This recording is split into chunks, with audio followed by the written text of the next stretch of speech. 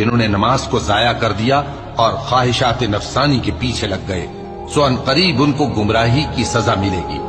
हाँ, जिसने तौबा की और ईमान लाया और अमल नेक किए तो ऐसे लोग बहिश्त में दाखिल होंगे और उनका जरा नुकसान न किया जाएगा, यानी हमेशा की बहिश्तों में, जिसका अल्लाह ने अपने बंदों से वादा किया है कि जो उनकी आंखों से पोशीदा है। बेशक इसका वादा नेकुकारों के सामने आने वाला है।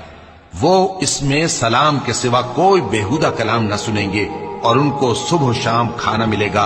यही वो जन्नत है जिसका हम अपने बंदों में से ऐसे शख्स को मालिक बनाएंगे जो परहेजगार होगा।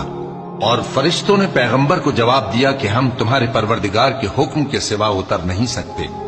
जो कुछ हमारे आगे है और जो पीछे है और जो इसके दरमियान है, सब उसी का है और तुम्हारा परवरदिगार भूलने वाला नहीं, यानी आसमान और जमीन का और जो